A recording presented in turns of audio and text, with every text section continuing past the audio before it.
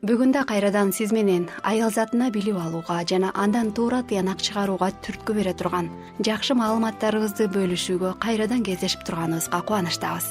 Жана биздин бүгүнкү жашоо сабактарынын темасын өз алдыңызча табууңуз үчүн суроо бере кетсем. Сиз туугандарыңыздын, досторуңуздун кандайдыр бир тойлоруна же салтанаттарына чын дилиңизден кубаныч менен эле барасызбы? Балким туугандардын же достордун арасында сизди абдан кыжырданткан кандайдыр бир тууганыңыз же достордун арасындагы адам үчүн мындай жолугушуулардан качасызбы? Дайыма деп айта албайм, бирок кээде үй бүлөлүк жолугушууларга айла жоктон гана барган учурлар кездешет, туурабы? Дал ушул темада биз сиз менен бүгүн сүйлөшкүбүз келет, кымбаттуу курбум. Асель, сенде сөзү, көз караштары менен сени абдан кыжырданткан туугандардын же достордун компаниясына мамилени үзүп коюуга болбогондуктан эле барууга туура келген учурлар көп болобу же кээде ганабы? Менимче биринчиден баардыгыбызга эле бул айтылгандар тааныш деп ойлойм. Себеби баарыбыз эле бир учурларда мындай сезимдерди баштан өткөрөбүз. Мисалы, биздин бир тууганыбыз үй бүлөлүк жолугушууларда эмнегедир ар дайым өзүн баардык көңүлдүн борбору деп эсептегенди жакшы көрөт. Кандай гана суроо болбосун, анда жооп бар. Жана туугандардын кандай гана бүтүм чыгаруулары болбосун, ал ошол айтылган ойго карата пикир айтып калат.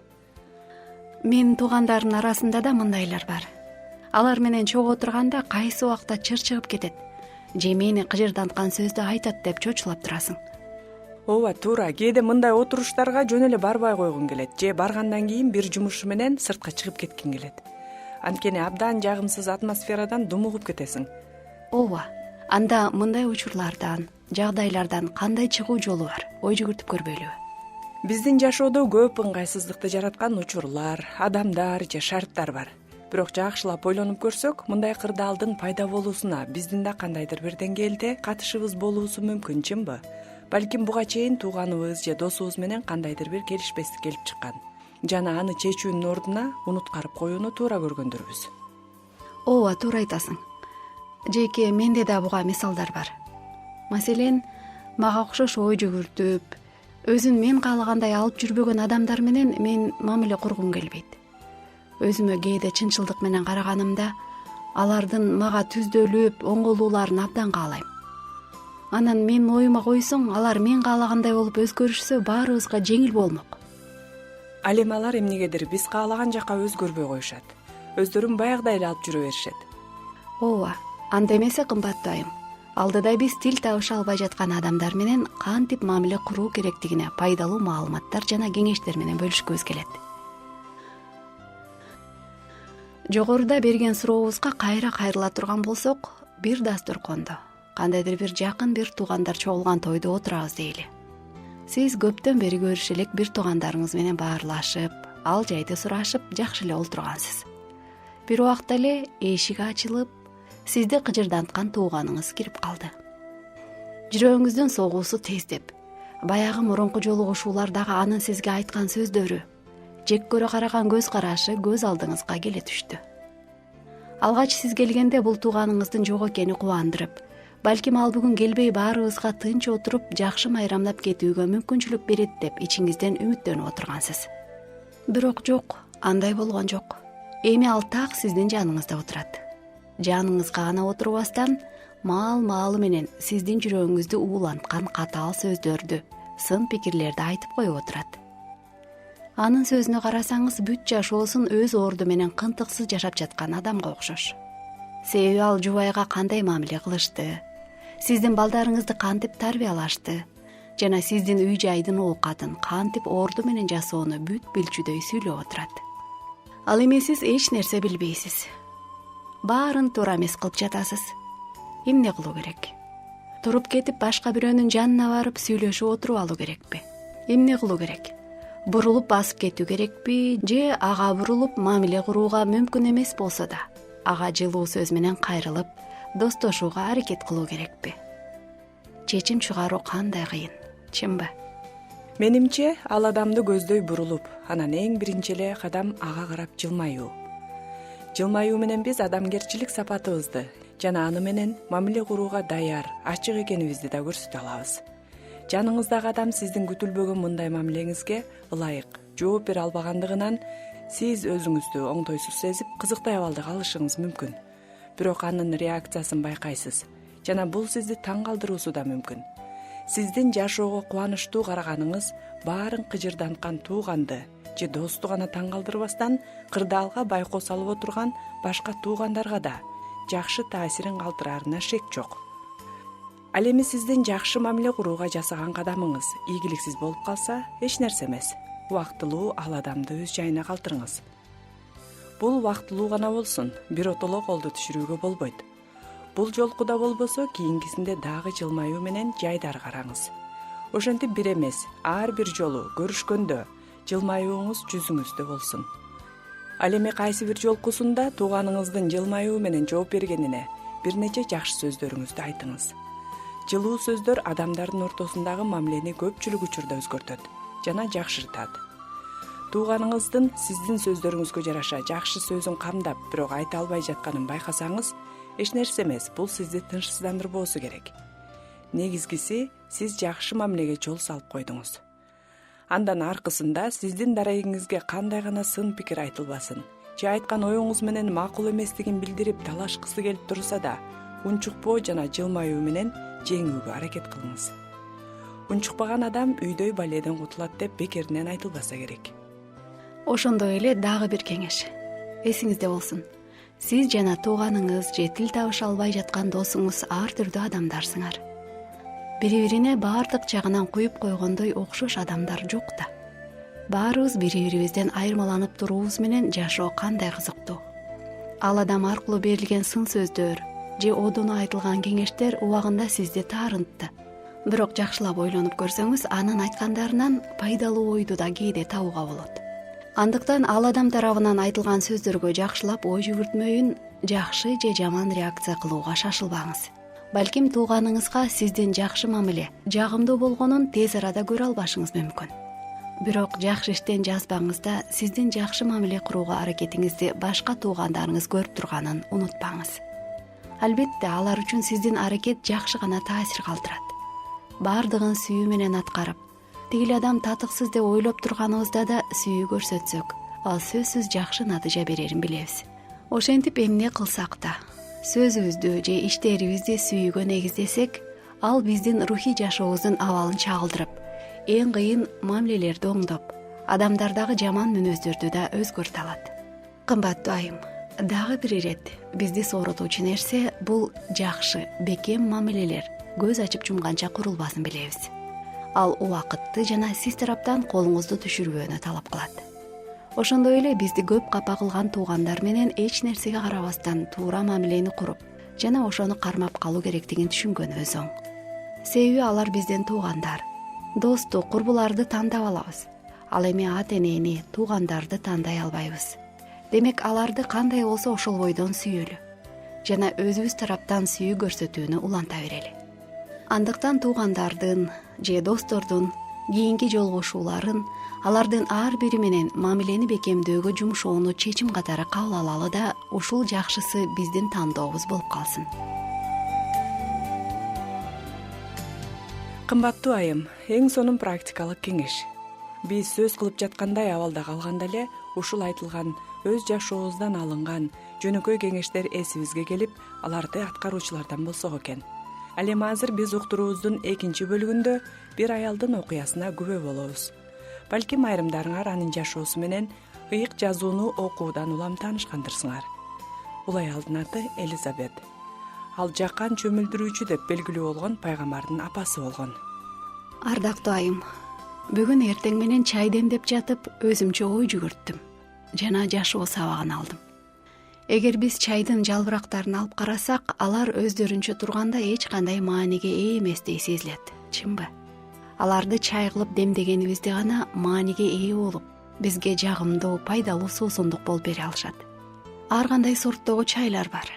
Кара чай, көк чай, жер жемиштер менен мөмөлөр кургатылып кошулган чай, бергамот чай жана башкалар. Ар биринин өзүнө гана таандык даамдары менен жыттары бар. Бирок биз бул чайлардын пайдасын же жытын, даамын, кургак жалбырактарды чайникке салып, кайнак сууну куйгандан соң гана биле алабыз. ошондон кийин гана өтө күчтүү же даамы жакшы чыга элек экен деген сыяктуу баа беребиз. Кымбаттуу курбум, бул процесс биздин жашоону эсиңизге салып жаткан жокпу? Кудай баарыбызды ар кандай кылып жараткан. Ар бирибизди ар кандай жөндөмдүүлүктөр жана татыктуу, баалуу жактарыбыз менен максат коюп жараткан. Көпчүлүк учурда бизде канчалаган ички күчтөр же ресурстар жашырылып жатканын өзүбүз да билбей калабыз. Бул бизге Кудай бизди салыштырмалуу түрдө кайнак сууга салмайын билинбеши мүмкүн. Кайнак суу дегенибиз жашоонун ар кандай кыйынчылык, сыноолору. Эгерде сиз менин кургак чай жана аны демдөө үчүн гана куюлган кайнак суу менен жашоону салыштыруума макул болгон болсоңуз, анда биз үчүн сабак башкаларга пайда алып келүү үчүн жагымдуу даам жана жыт берген чайдай бололу. Кандай гана кырдаал болбосун, анын алдында сынып, пайдасыз өмүр сүрбөстөн бизди жараткан Кудайыбызга, бизге ал тарабынан энчиленип берилген баардык жөндөмдүүлүктөр менен өзүбүзгө жана башкаларга пайда алып келүүчү жактарыбызды сыртка чыгарганга жол берүүбүз зарыл. Ал эми Кудай бизди көптөр үчүн ак бата кылып кое алат. Ал эми азыр биз жогоруда айтканыбыздай ыйык жазууда баяндалган пайгамбардын энеси Элизабеттин окуясы менен бөлүшүүгө убакыт жетти. Инжил китебинде Лука жазган жакшы кабарда 1-бөлүм 5-7 аяттарда Элизабет жана анын күйөөсү Захария тууралуу мындай сөздөр жазылат. Жүйүт падышасы Ироддун убагында Абия тобунда Захария аттуу ыйык кызмат кылуучу болгон. Анын Арун уруусунан чыккан Элизабет деген аялы бар эле. Экөө тең Теңирдин осуяттары менен көрсөтмөлөрүн так аткарып, Кудай алдында адил жашашчу. Элизабет төрөбөс болгондуктан алардын балдары жок болчу. Экөө тең карып калышкан эле. Ошентип, Элизабет жөнүндө ал карыган жана төрөбөс болгону айтылыптыр. Балким дагы бирөөнүн оюна карыган жана пайдасы жок аял болгон экен деген ой келиши да мүмкүн. Адамдар тез эле бүтүм чыгарып жиберүүгө даяр келет эмеспизби? Бирок Кудай Элизабетти Ыйса Машаяктын төрөлүү окуясынын маанилүү бөлүгү болууга ушу кезге чейин даярдаган экен. Ыйык жазууда Кудайдын уулу деп аталган Машаяктын адам болуп төрөлүүсүнө Элизабетти Кудай эмнеге тандады экен? Ыйык жазууда Кудайдын периштеси Захарияга пайда болуп, аялы Элизабет ага уул төрөп берери жана анын ысымы жакан болуусу керектиги айтылат. Абдан таң каларлык жана чындыкка жакындабагандай окуядай сезилет, туурабы? Жогоруда аяттарда алардын карып калган куракта экени айтылбады беле? Ал эми периште сөзүн улантып, жакандын ким болору жана кандай жашоо менен жашап өтөрү да азыр биз окуй турган аяттарда мындай жазылган. Аялың Элизабет сага уул төрөп берет. Анын ысымын жакан коесуң. Сен кубанычка, шаттыкка бөлөнөсүң. Анын төрөлгөнүнө көптөр сүйүнүшөт. Анткени ал Теңирдин алдында улуу адам болот. Шарап да, күчтүү ичкилик да ичпейт. Энесинин ичинде жатканда эле ыйык рухка толот. Исраил уулдарынын көпчүлүгүн өздөрүнүн Кудай Теңирине бурат. Аталарынын жүрөгүн балдарына, баш ийбегендерди адил адамдардын ойлонуу жолуна буруп, даярдалган элди Теңирге алып келүү үчүн ал Илияс пайгамбардын руху жана күчү менен анын алдында келет. Луканын жакшы кабары 1-бөлүм 15-17 аяттар. Эми бир азга мындай ой жүгүртсөк. Эгерде кимдир бирөөбүзгө ушундай кайрылуу жасалса, биздин реакциябыз кандай болмок? Күндөрдүн бир күнүндө эле Кудайдын периштеси алдыңызда пайда болсо кандай болот эле? Сизге төрөлө элек балаңыз кандайдыр бир маанилүү ишти аткара турганы жана анын аркасында Кудайдын ысымы даңкталары айтылса, кандай абалда калар элеңиз? Мындай сөздөргө ишенет белеңиз? Ал эми Элизабет кандай кылган? Периштенин анын жашоосунда таң каларлык окуялардын боло турганын алдын ала кабарлоосуна кандай мамиле кылды? Ыйык жазууда чынында эле ал аялдын боюна бүткөнү жана ал 5 ай бою аны жашырып жүргөнү баяндалат. Аял жакында абдан маанилүү окуя болот. Мен бул дүйнөгө Кудайдын улуу кызматчысын, пайгамбарын бул жарык дүйнөгө алып келем деп шаардын негизги аянттарында жар салбаптыр. Көкүрөгүн көтөрүп эч кимге да мактанбаптыр. Бирок момундук менен гана мындай деген сөздөрдү айтыптыр. Мени элдин шылдыңынан куткарыш үчүн Теңир ушул күндөрдө мага назарын салып ушундай кылды, деди ал. Лука жазган жакшы кабар 1-бөлүм 25 аят. Бул сөздөр аркылуу Элизабет Кудай анын жашоосун толук көзөмөлгө, өз бийлигине алганын моюнга алаарын билдиргиси келген. Кымбаттуу айым, Элизабеттин Кудайга ишеними кургак чайдын жалбырактары кайнак сууга демделгендей сыналган жана аял сыноонун аягына чейин туруштук берип жеңиш менен чыккан. Кымбаттуу угарман, ал эми сиздин жашооңузда кандай сыноолор болуп жатат? Балким сиз да кыйынчылык менен сыналып жаткандырсыз. А балким сиз өзүңүздү кургак чайдын жалбырактарындай сезип жаткандырсыз. Кандайдыр бир денелик алсыздыктардан же жаш курактан улам өзүңүздү пайдасыздай сезишиңиз да мүмкүн. Кээде жашоом эч кандай жаңыланууларга ээ болгон жок деп аны улантуу да маңызсыздай туюлуп кетет эмеспи? Бирок Кудайдын сөзүндө Элизабеттин окуясы бекеринен жазылып калган эмес.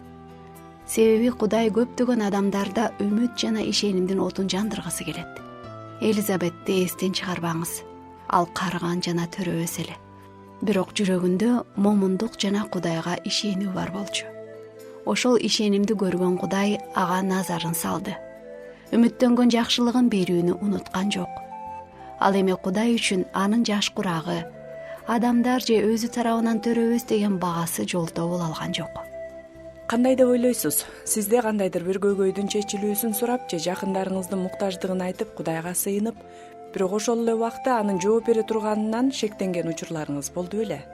Анын кудуреттүүлүгүнөн эмес, жөн гана сиздин ишеним жетпей кетет. Билесизби курбум, Машаяк бизди ишенимге мындай жол менен үйрөтөт. Инжилде Матай жазган жакшы кабарда 17-бөлүм 20-аятта жазылган. Силерге чындыкты айтып коеюн. Эгерде силердин сарык ичи данындай эле ишенимиңер болсо, бул тоого, бул жерден тиги жерге жыл десеңер, ал жылат. Силер үчүн мүмкүн болбогон эч нерсе болбойт. Ошентип асыл атайым, өзүңүздөн өзүңүз талап кылып алган, сиздеги жок ишенимге карап кармалбастан, бирок кичинекей болсо да сизде бар болгон ишенимге караңыз. Ал абдан кичинекей болсо да, бирок бар болсо, Кудай ал ишенимден чоңду жарата алгандай кудуреттүү. Ал сизге баардык керектүү жөндөмдүүлүктөрдү берет. Жана сиз айланаңыздагы көптөр үчүн пайдалуу жана жагымдуу мамилеңиз менен жылуулук тартуулаган инсандардан боло аласыз. Жакында Белек майрамы деп аталган Ыйса Машаяктын туулган күнүн майрамдоо болот. Бул чынында эле Белектер майрамы. Себеби Кудай өзү ошол күнү бүткүл адамзаттын куткарылуусу үчүн уулун Ыйсаны жерге жиберип, адамдарга белек берген. Сиз ишеним белегине ээ болгуңуз келеби? Анда Кудайды кандай улуу, сүйүүгө толгон экени жазылган ыйык жазууну окуңуз. Сыйынып Кудайдан жүрөгүңүзгө ага болгон ишеним сураңыз. Эмесе кымбаттуу курбум, мен сыйынайын. Ал эми сиз туура көрсөңүз сыйынуума кошулуңуз. Кудуреттүү Кудайым, биз сени баардык жакшылыктар менен бирге бизге тартуулап жаткан ырайымдарың үчүн даңктайбыз. Сенин сөзүңдө бизге берилген баардык жакшылыктар сенден келери айтылган. Бүгүн биз сенден бизди уккан баардык курбуларыбыз үчүн ишеним белегин берчи деп суранабыз. Мындан ары биздин жашообуз коркунучта, уят сезимдеринин астында же ишенбестикте өтпөсө экен. Биздин жашоодогу тоодой кыйынчылыктарды ордунан козголтуп, жылдырып кое аларыңа ишенгендей ишеним бере көр. Сенин сөзүң чындык, Кудайым. Биз сага ишенип тапшырабыз. Амин. Элизабетти Кудай тандап алган аял дедик. Ал чынында эле өзгөчө болгон. Бирок билесизби, адамдарга дароо эле албетте алардын жашоосу жеңилирээк болгонда, себеби аларды Кудай тандап алганда деген түшүнүк келет. Чын эле сен муну айтып жатканда, менде да чындап эле ушундай деп ойлоп кеттим. Бирок Кудайдын сөзүнүн негизинде Кудайда адамдар сүйүктүүлөр же анча сүйүктүү эместер болуп, адамдар элестеткендей бөлүнбөсүн жакшы билебиз. Керек болсо Кудай алдында эркектер да, аялдар да баары ал үчүн бирдей. Ошондой эле кээде бизге Кудайды баардык эле суроолорум же кыйынчылыктарымды айтуу менен тынчсыздандыра берсем болбойт деген ойлор да келип кетет. Асел, мага да кээде ушундай ойлор келет. Бирок бактыбызга жараша бул биздин гана алдамчы сезимдерибиз. Чынында Кудай биздин ага ишенүү, таянуу менен кандай гана суроону алып келбейли олуттуу мамиле кылаарын биз анын сөзүнөн улам билебиз. Уктуруубуздун соңунда сүйүктүү курбум сизге ыйык жазуудагы аяттарды каалоо катары калтырууну туура көрдүк. Инжил китеби Галаттыктарга кат 5-бөлүм 22-25 аяттарда мындай делген. Рухтун жемиши болсо булар: сүйүү, кубаныч, тынчтык, чыдамдуулук, ак көңүлдүк, боорукердик, ишенимдүүлүк, момундук, өзүн өзү токтото билүү. Буларга каршы мыйзам жок. Машаяк Ыйсага тиешелүү болгондор өздөрүнүн күнөөкөр табиятын, кумардануулары жана күнөөлүү каалоолору менен бирге айкаш-чыгачка кадашкан. Эгерде биз рух аркылуу өмүргө ээ болсок, анда рухтун жетеги менен жашайлы. Менсинбейли, бири-бирибизди кыжырдантпайлы, көрө албастык кылбайлы.